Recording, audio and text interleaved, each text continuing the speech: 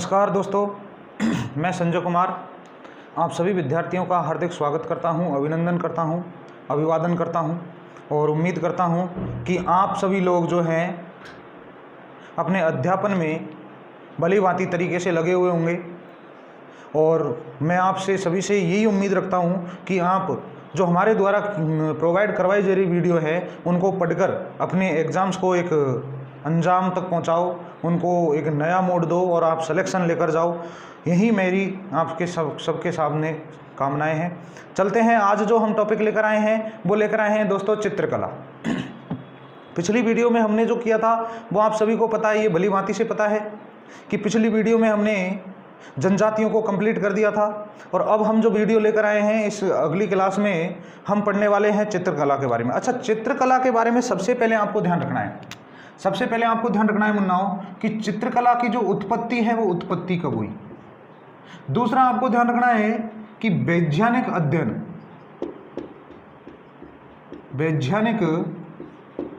अध्ययन और जनक कौन था। दूसरा हम ध्यान रखेंगे कि आधुनिक जनक कौन था। ये कुछ छोटी छोटी बातें हैं वो हमको पढ़नी है। अब देखिए मेरे दोस्तों, ध्यान रखने का है कि सबसे पहले आपको ध्यान रखना है कि 16वीं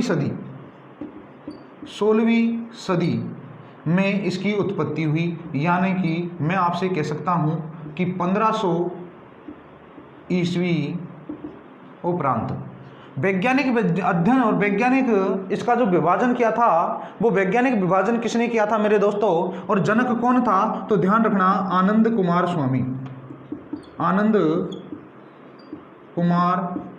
स्वामी।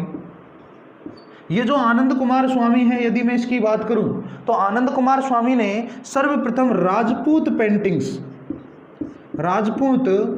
पेंटिंग्स नामक पुस्तक में चित्रकला का उल्लेख किया।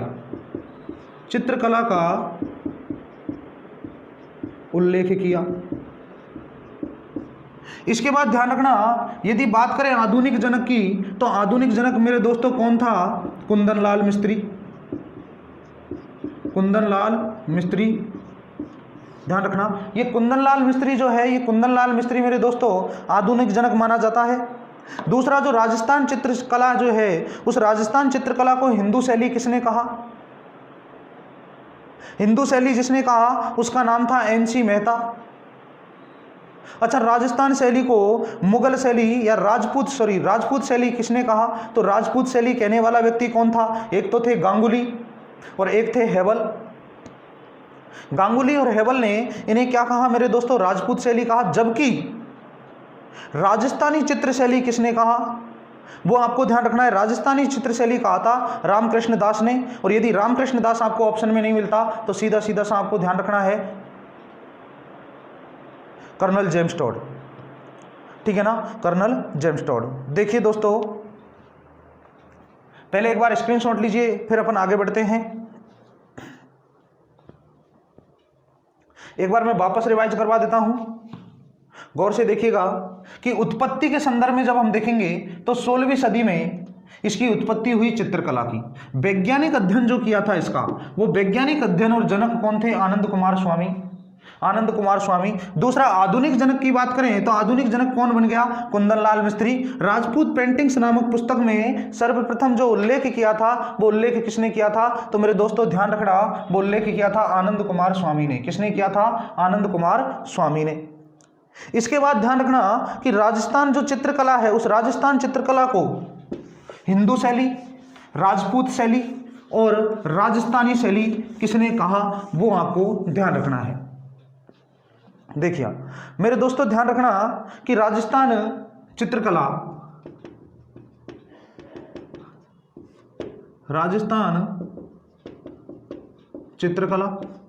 पहली बात हिंदू शैली किसने कहा, दूसरी बात राजपूत शैली किसने कहा, और तीसरी बात मेरे दोस्तों राजस्थानी शैली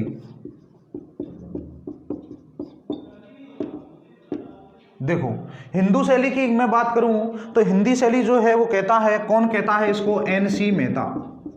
एन.सी. मेहता साहब ने इस चित्रकला को हिंदू शैली कहा। उसने कहा कि मेरे भाइयों, ये जो शैली है ये हिंदुओं के द्वारा विकसित की गई है, हिंदुओं की शैली मानी जाती है।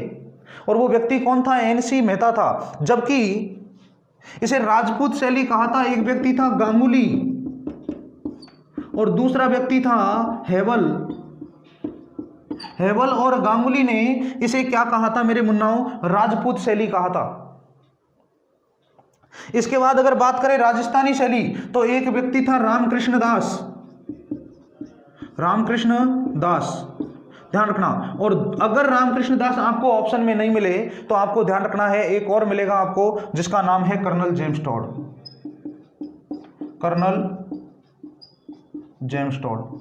कर्नल जेम्स टॉड ने इसे राजस्थानी शैली कहा। और मेरे दोस्तों ध्यान रखना, यह आपको भली भांति ध्यान रखना है कि राजस्थानी शैली में यदि आपको ऑप्शन में रामकृष्ण दास नहीं मिले, यदि आपको ऑप्शन में क्या नहीं मिले मुन्नाओं? रामकृष्ण दास नहीं मिले, तब आपको ऑप्शन में क्या मिलेगा? Colonel James Tod. तो आपको जो सही करेक्ट आंसर करना है वो क्या करना है? कर्नल जेम्स टॉड करना है। जल्दी से स्क्रीनशॉट लो, फिर आगे बढ़ते हैं।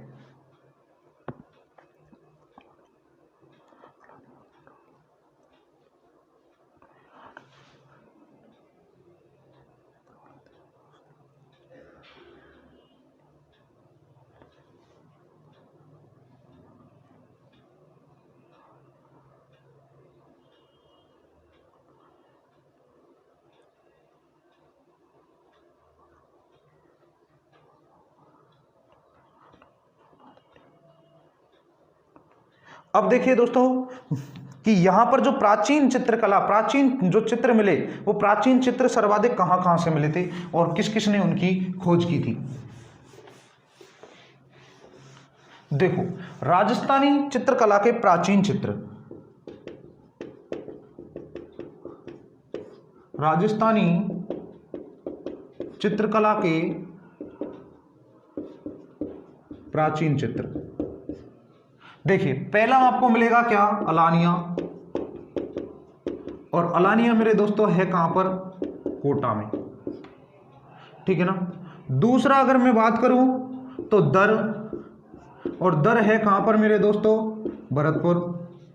तीसरी अगर मैं बात करूं तो ध्यान रखना, तीसरा है मेरे प्यारे विद्यार्थियों, तीसरे की जब मैं बात करूंगा, देखो पहला तो हो गया कौन सा? अलानिया। तीसरा बैराट, और बैराट है कहां पर? जयपुर में। बैराट, और बैराट कहां पर है मेरे मुन्नाओं? जयपुर में। अब देखिए अलानिया, कोटा, यहां पर जो चित्र मिले थे, यहां पर चित्र किसके मिले थे? देखो शैल चित्र, शैल चित्र, यानी कि पत्थरों पर बने चित्र, ठीक है ना, पत्थरों पर बने चित्र। दूसरा मेरे दोस्तों यहां पर क्या मिले थे? पशु पक्षियों के चित्र, पशु पक्षियों के चित्र। और तीसरा अगर मैं बात करूं बैराट जयपुर की, तो बैराट जयपुर में मिले थे कंकालों के चित्र, कंकालों के चित्र। ये प्राचीन चित्रों की मैं बात कर रहा हूं, ध्यान रखिएगा। अच्छा यहां पर जो खोजकर्ता थे, यहां पर जो खोजकर्ता थे वो खोजकर्ता थे कौन? कहां पर मेरे दोस्तों? आपको ध्यान रखना है कि कहां पर खोजकर्ता की बात कर रहा हूं मैं। ये मैं बात कर रहा हूं मेरे दोस्तों अलानिया कोटा के खोजकर्ता की बात। तो श्रीधर बाकणकर यहां पर जो खोजकर्ता था, देखिए इनको मैं नीचे लिख देता हूं थोड़ा सा, है ना। देखिए यहां के जो खोजकर्ता थे कौन थे? खोजकर्ता, और खोजकर्ता थे श्रीधर बाकणकर। श्रीधर बाकणकर ने मेरे दोस्तों अलानिया कोटा में सबसे प्राचीन चित्र जो ढूंढे वो शैल चित्र ढूंढे, और शैल चित्र जो कि पत्थरों पर बने या पत्थरों पर बने चित्रित हुए चित्रण, उनको कहा जाता है शैल चित्र। इसके बाद मेरे दोस्तों दूसरा मैंने नाम बताया था, और वो बताया था दर, और दर है कहां पर? भरतपुर। और भरतपुर में जो सर्वाधिक चित्र मिले हैं वो चित्र मिले हैं पशु पक्षियों के। किनके मिले हैं? पशु पक्षियों के। और पशु पक्षियों के चित्रों की जो खोज की थी, जो खोजकर्ता है उनके बारे में आपको ध्यान रखना है दोस्तों कि पशु पक्षियों के जो खोजकर्ता है वो कौन थे? वो थे डॉक्टर जगन्नाथपुरी। यहां पर लिख लेना आप, खोजकर्ता। खोजकर्ता कौन थे? डॉक्टर जगन्नाथपुरी। इसके बाद में अगर मैं बात करूं तो ध्यान रखना मेरे प्यारे विद्यार्थियों, दर के बाद में आता है बेराट। और बेराट है कहां पर? जयपुर में। और बेराट जयपुर में कंकाल के चित्र, और कंकाल के चित्र प्राचीन किसके मिले? कंकाल के चित्र। और इसका जो खोजकर्ता है, ध्यान रखना क्या है? खोजकर्ता। ये खोजकर्ता है B.A. टॉलमी। कौन है मेरे मुन्नाओं? B.A. टॉलमी इसके खोजकर्ता माने जाते हैं। तो जल्दी से मेरे प्यारे विद्यार्थियों एक बार स्क्रीनशॉट लीजिए, फिर आगे बढ़ते हैं।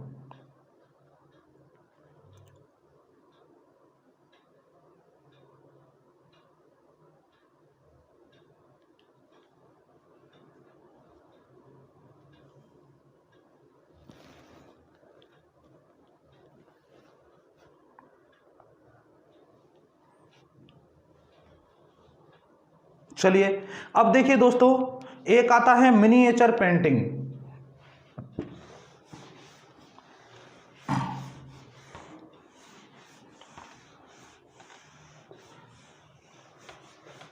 देखिए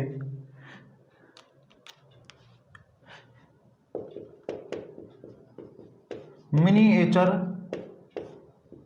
पेंटिंग।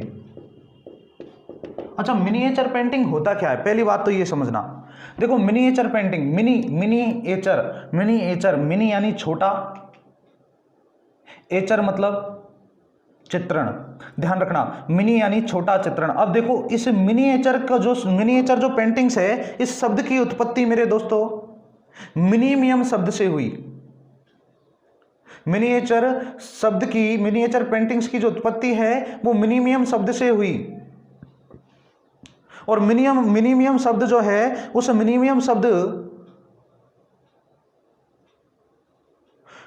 को लैटिन भाषा का शब्द कहा जाता है, यानी लैटिन भाषा का शब्द है। और दूसरा आपको ध्यान रखना है, इसका शाब्दिक अर्थ होता है लाल रंग का शीशा।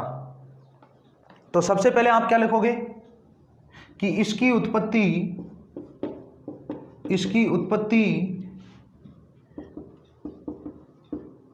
लैटिन भाषा के, ऐसे लिख लो सीधा सीधा, लैटिन भाषा के मिनियम या मिनियम शब्द से हुई, जिसका शाब्दिक अर्थ क्या है मेरे दोस्तों? लाल रंग का शीशा। जिसका शाब्दिक अर्थ क्या होगा? लाल रंग का शीशा। अच्छा, छोटी छोटी चीजों पर क्या बनाए जाते हैं? चित्र बनाए जाते हैं। छोटी छोटी चीजों पर चित्र बनाए जाते हैं। देखिए जैसे कि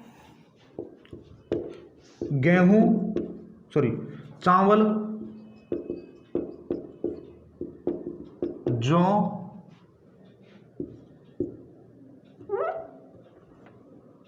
देखो चावल, जौ, राई, ठीक है ना, गेहूं, राई, चावल, जौ, गेहूं और राई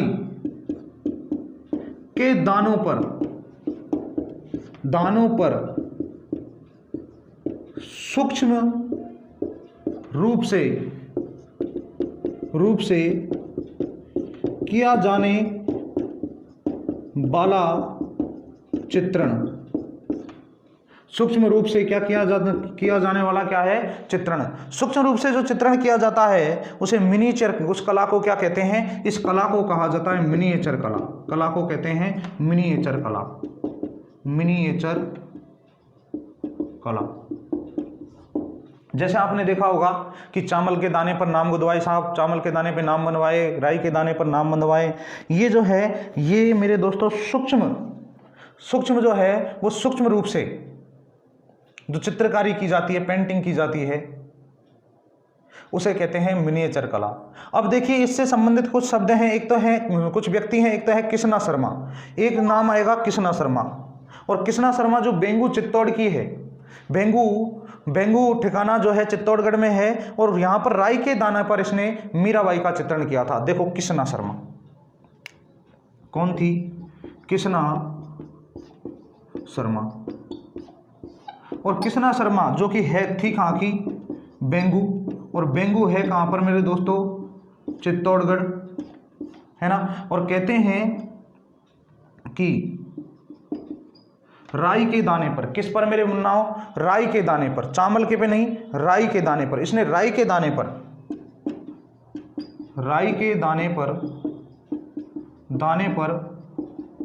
मीराबाई का चित्रण किया। मीराबाई का क्या किया? चित्रण किया। मीराबाई का चित्रण किस पर किया था मेरे दोस्तों? राई के दाने पर किया था। अच्छा, दूसरा एक और व्यक्ति आपको मिलेगा और उसका नाम है हीरालाल सोनी। और हीरालाल सोनी जो है वो चावल के दानों पर चित्रण के लिए प्रसिद्ध था, ठीक है ना। दूसरा और व्यक्ति मिलेगा, एक तो आपको मिलेगा कृष्णा शर्मा और दूसरा एक व्यक्ति मिलेगा हीरालाल सोनी। और ये मेरे दोस्तों चावल के दाने पर चित्रण के लिए प्रसिद्ध है,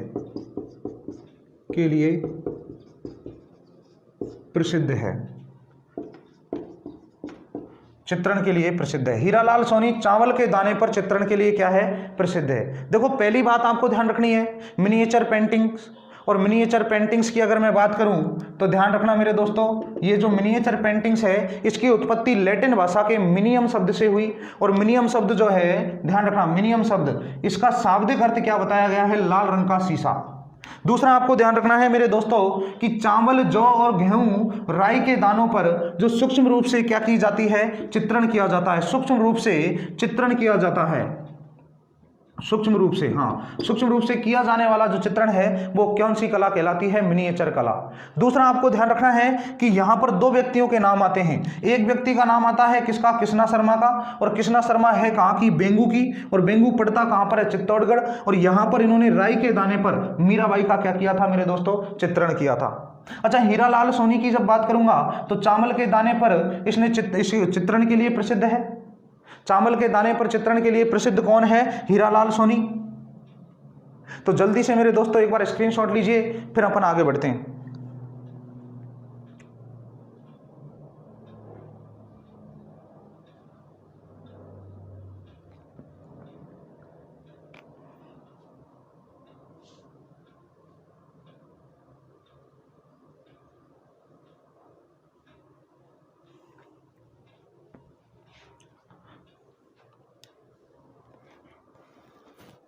देखिए अब कुछ शब्द हैं, इन शब्दों का भी आपको पता होना जरूरी है।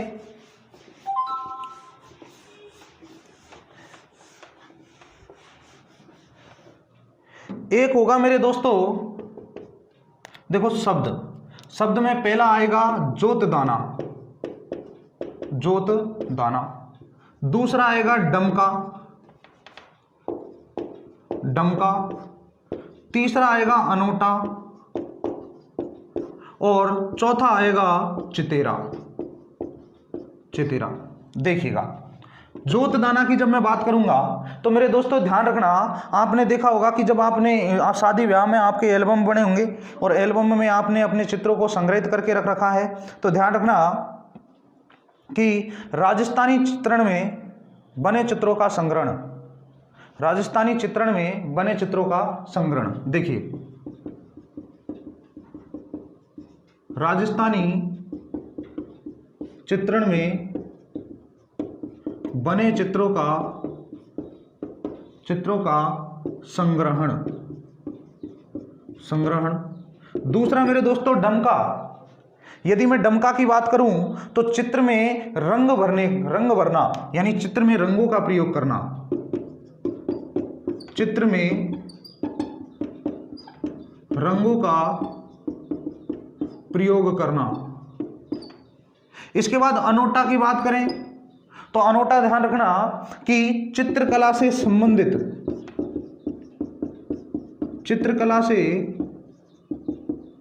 संबंधित चित्र स्थलों का संग्रहण, चित्रकला से संबंधित चित्र संग्रहणों का, चित्र स्थलों का संग्रहण।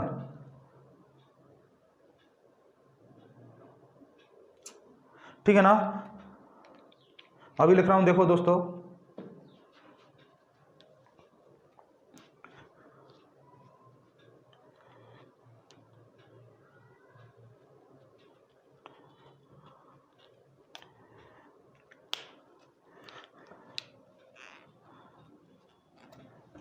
देखिए देखिए चित्रकला से संबंधित चित्र स्थलों का संग्रहण, स्थलों का संग्रहण। दूसरा चितेरा, यदि मैं चितेरे की बात करूं, किसकी बात करूं, चितेरे की, चितेरे की अगर मैं बात करूं तो चित्रकारों को कहा जाता है, चित्र शैली से संबंधित चित्रकारों को, चित्र शैली से संबंधित चित्रकारों को। ठीक है ना, इस चित्र शैली से संबंधित जितने भी चित्रकार हैं उन चित्रकारों को क्या कहा जाता है, चितेरा। अच्छा, 4 शब्द मैंने बताए, चारों के चारों शब्द आपके समझ में आ गए होंगे, मैं उम्मीद करता हूं। देखिए पहला शब्द कौन सा था, पहला शब्द था जोतदाना। जोतदाना का मतलब होता है कि राजस्थानी चित्रण में जो बने चित्र हैं, राजस्थानी चित्रण में जो सॉरी रुको, राजस्थानी चित्रण में जो बने चित्र हैं उन चित्रों को कहा, चित्रों के संग्रहण को कहा जाता है जोतदाना, जैसे कि एल्बम अपन एकत्रित करते हैं। दूसरा डमका, चित्र में रंगों का प्रयोग करना, यानी चित्रों के अंतर्गत रंगों का प्रयोग करना क्या कहलाता है, डमका। अनोटा, चित्रकला से संबंधित चित्र स्थलों का जो संग्रहण है, चित्रकला से संबंधित चित्र स्थलों का जो संग्रहण है उस संग्रहण को क्या कहते हैं, अनोटा। चौथा चितेरा, और चितेरे में हम बात करेंगे कि चित्र शैली से संबंधित जो चित्रकार होते हैं उन चित्रकारों को क्या कहते हैं मेरे दोस्तों, चितेरा कहते हैं। जल्दी से स्क्रीनशॉट लो।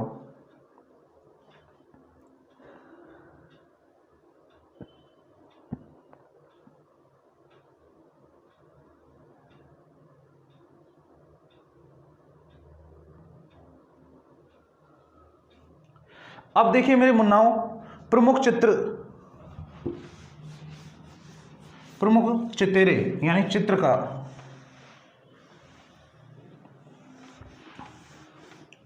देखो प्रमुख चित्रकार, देखिएगा प्रमुख चित्रकार या कह सकते हैं चितेरे। देखिएगा प्रमुख चित्रकार या कह सकते हैं चितेरे। देखिए दोस्तों, सबसे पहले भित्ति चित्रों एवं प्रकृति का चित्रण, भित्ति चित्रों एवं प्रकृति का चित्रण, और ये करते हैं मेरे दोस्तों देवकीनंदन वर्मा। देवकीनंदन वर्मा ये कौन करते हैं, ध्यान रखिएगा, ये किसने किया था, देवकीनंदन वर्मा। और देवकीनंदन वर्मा थे कहाँ के मेरे दोस्तों, अलवर के। और एक चीज और ध्यान रखना, इनको कहा जाता है मास्टर ऑफ नेचर, यानी कि लविंग सब्जेक्ट ऑब्जेक्ट। देखिए इन्हें कहा जाता है मास्टर ऑफ नेचर, ठीक है ना, ध्यान रखना। दूसरा आपको ध्यान रखना है, यहां पर जो दूसरा चित्रण हुआ था वो भैंसों का चित्रण, भैंसों का जो चित्रण होता है, भैंसों का जो चितेरा है वो भैंसों का चितेरा कौन था। देखो भित्ति चित्रों और प्रकृति का चितेरा तो कौन था, देवकीनंदन वर्मा, जबकि भैंसों का जो चितेरा था वो कौन था, देखिएगा भैंसों का चितेरा, भैंसों का चितेरा था परमानंद चोयल, नोट गोयल, ये है चोयल, ध्यान रखना। इसके बाद अगर बात करेंगे तो नीड का चितेरा आता है एक, गांव का चितेरा। गांव का चितेरा कौन था, किसने किया था, गांव का चितेरा। गांव का चितेरा है कौन, गांव का चितेरा। और गांव का चचेरा मेरे दोस्तों ध्यान रखना भूर सिंह शेखावत। इसके बाद आप ध्यान रखना चौथा नीड का चितेरा। और नीड का चितेरा कौन करता है मुन्नाओं? नीड का चितेरा जो करता है सौभाग्यमल। कौन है? सौभाग्यमल गहलोत। नीड का चितेरा मेरे दोस्तों कौन करता है? सौभाग्यमल गहलोत। और इसके बाद आता है मेरे मुन्नाओं किसका आता है? ध्यान रखिएगा स्थानों का चितेरा। और स्थानों का चितेरा कौन करता है? ये करता है जगमोहन माथेड़िया। और इसके बाद भीलों का चितेरा या बारातों का चितेरा जो है वो बाबा गोवर्धन दास करते हैं। बाबा गोवर्धन दास या गोवर्धन दास बाबा जो है करते हैं। जल्दी से एक बार आप इनका स्क्रीनशॉट लीजिए, फिर अपन आगे करेंगे। स्थानों का चितेरा और भीलों का या बारात का चितेरा। देखिए चलिए मुन्नाओं,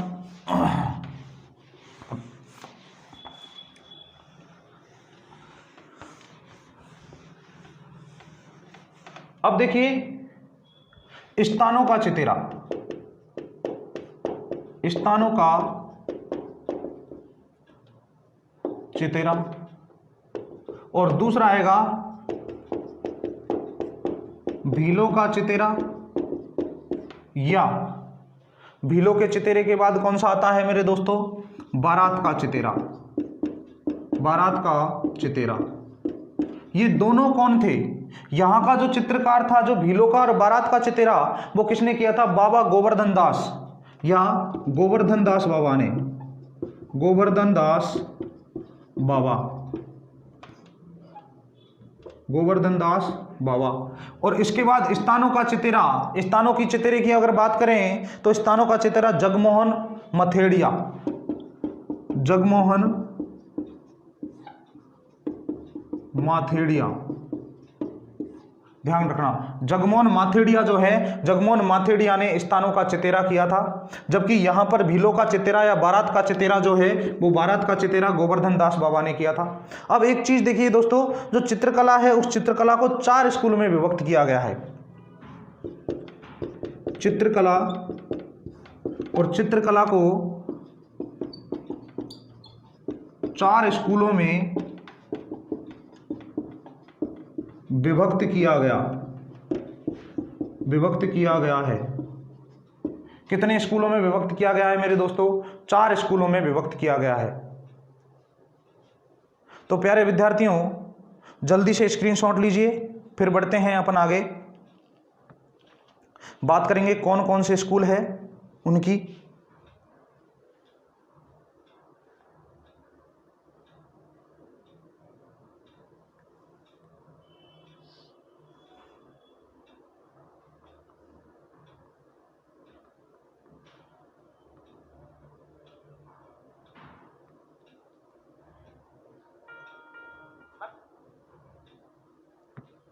देखिए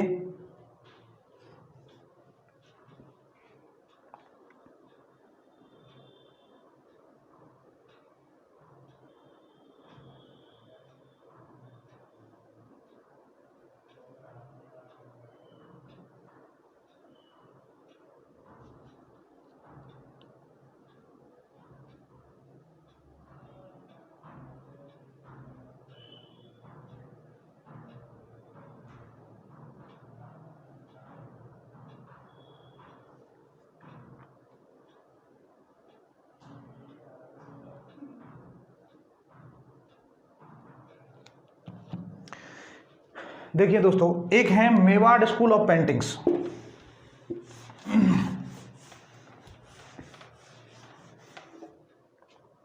हम पढ़ेंगे, एक पढ़ेंगे पहली पढ़ेंगे मेवाड़ स्कूल ऑफ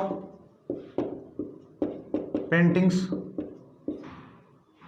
दूसरा हम पढ़ेंगे, अच्छा मेवाड़ स्कूल ऑफ पेंटिंग्स में क्या क्या पढ़ने वाले हैं इसमें पढ़ेंगे। देखो मेवाड़ में आपको ध्यान रखना है, एक तो पढ़ेंगे अपन सबसे पहले उदयपुर शैली, उदयपुर शैली। दूसरी हम पढ़ेंगे इसी में ही नाथद्वारा शैली। तीसरा हम पढ़ेंगे देवगढ़ शैली, और चौथा हम पढ़ेंगे चावंड शैली। इसके बाद हम पढ़ेंगे दूसरा, और दूसरा मेरे दोस्तों है Marwar, Marwar school of paintings. इसमें ध्यान रखना,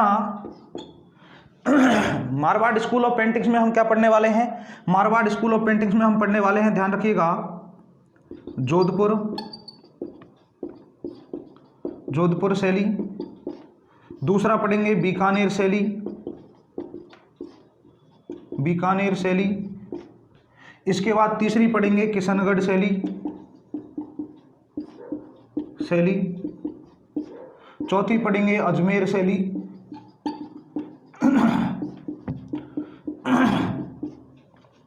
पांचवी पढ़ेंगे इसके बाद, देख रहे हैं यहां पर, इधर लिख रहा हूं मैं, जैसलमेर, जैसलमेर शैली। ये जो है ये सारी शैलियां अपन किस में पढ़ेंगे मेरे दोस्तों, मारवाड़ स्कूल ऑफ पेंटिंग्स में। मारवाड़ स्कूल ऑफ पेंटिंग्स की ध्यान रखना, देखो मेवाड़ स्कूल ऑफ पेंटिंग्स में उदयपुर शैली, उदयपुर शैली के बारे में बात करेंगे, नाथद्वारा शैली के बारे में बात करेंगे, देवगढ़ शैली के बारे में बात करेंगे, चावंड शैली के बारे में बात करेंगे। इधर जब हम बात करेंगे मारवाड़ स्कूल ऑफ पेंटिंग्स की, तो मारवाड़ स्कूल ऑफ पेंटिंग्स में हम किस किस की बात करेंगे, जोधपुर शैली की, बीकानेर शैली की, किशनगढ़ शैली की और अजमेर शैली की। और इधर बात करें तो जैसलमेर शैली भी, जिसमें मूमल का चित्रण जो है सर्वाधिक माना गया है। तो जल्दी से स्क्रीनशॉट लीजिए, फिर आगे बढ़ते हैं।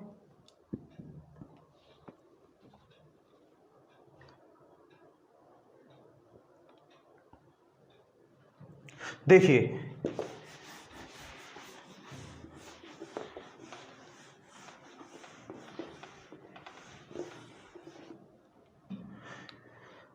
अब बात करें हम किसकी, डूडान, डूडान स्कूल ऑफ पेंटिंग्स, डूडान स्कूल ऑफ पेंटिंग्स।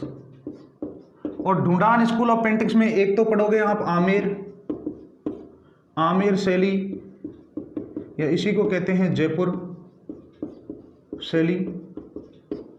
दूसरा आप इसी में पढ़ोगे मेरे दोस्तों शेखावाटी शैली। इसी में ही आप पढ़ोगे मेरे दोस्तों उनियारा, उनियारा शैली। और इसी के अंतर्गत आप एक और पढ़ोगे अलवर शैली, अलवर शैली, ठीक है ना। अब देखो एक और बचा, फिर इसके बाद ये तीसरा था ना स्कूल, और चौथा स्कूल था जिसको कहते हैं हाड़ौती स्कूल ऑफ पेंटिंग्स। और हाड़ौती स्कूल ऑफ पेंटिंग्स में एक तो पढ़ोगे कोटा शैली, और कोटा शैली की जब मैं बात करूंगा तो इसमें शिकार शैली भी कहते हैं इसको, कोटा शैली को कहते हैं शिकार शैली, ध्यान रखना। और एक है बूंदी शैली, बूंदी शैली, ठीक है ना। एक तो हो गया कोटा शैली जिसे शिकार शैली कहते हैं, और दूसरा हो गया बूंदी शैली जिसे बूंदी शैली ही कहा जाता है, जो कि तारागढ़ में सर्वाधिक मिलती है। देखो डूडान स्कूल ऑफ पेंटिंग्स में पहला हम पढ़ने वाले हैं, पहली जो शैली पढ़ने वाले हैं वो पहली शैली है आमेर शैली, ठीक है ना। दूसरी शैली है शेखावटी, तीसरी है उनियारा, ठीक है। चौथी जो शैली है वो है अलवर शैली।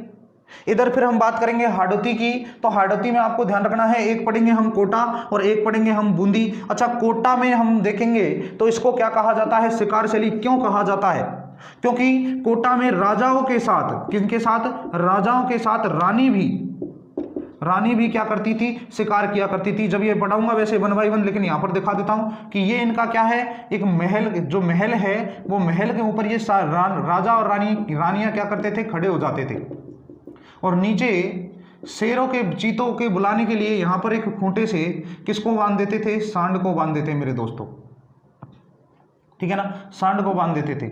और सांड को बांधने के बाद यहाँ पर जब चीता आता था तो ये ऊपर से तीर कमान चलाते थे, और तीर कमान चलाकर यहाँ पर क्या करते थे, शिकार करते थे। अच्छा, इसमें जो शिकार करते थे वो राजरानियां भी राजाओं के साथ क्या करती थी, शिकार करती थी। तो मेरे प्यारे विद्यार्थियों, चित्रकला से संबंधित ये हमारा जो वीडियो है, इसमें आज हमारी बेसिक्स कंप्लीट हो चुकी है, हमारा जो नींव है वो कंप्लीट हो चुका है। कल से हम, यानी कि अगली क्लास में हम एक एक करके यानी वन बाई वन हम इस चित्रकला के जो स्कूल्स हैं, जैसे कि मैंने आपको बताया था, एक तो बताया था मेवाड़ स्कूल ऑफ पेंटिंग्स, एक बताया था मारवाड़ स्कूल। अच्छा, मेवाड़ में कौन कौन सा पढ़ोगे? उदयपुर शैली, एक हो गया नाथद्वारा शैली, एक हो गया देवगढ़ और एक हो गया चावंड, 4 पढ़ेंगे। ठीक है, इसके इनको वन बाई वन एक ही दिन में कंप्लीट कर लेंगे बेटा। फिर इसके बाद पढ़ेंगे हम कौन सा? मारवाड़। और मारवाड़ जो शैली है, उस मारवाड़ शैली की जब मैं बात करूंगा तो मारवाड़ में आप पढ़ोगे जोधपुर, बीकानेर, जैसलमेर, किशनगढ़, अजमेर। ठीक है ना, ये हम उसमें कंप्लीट कर लेंगे। इसके बाद हम बात करें किसकी? ढूंढान की, तो उसमें जयपुर, आमेर, अलवर, उनियारा और शेखावाटी। शेखावाटी कौन सा? चूरू और झुंझुनू और सीकर। ठीक है ना। इसके बाद अगर हम बात करेंगे तो एक आती है हाड़ौती शैली, और हाड़ौती शैली में 2 ही आती है, एक तो कोटा शैली और एक आती है बूंदी शैली। ठीक है ना।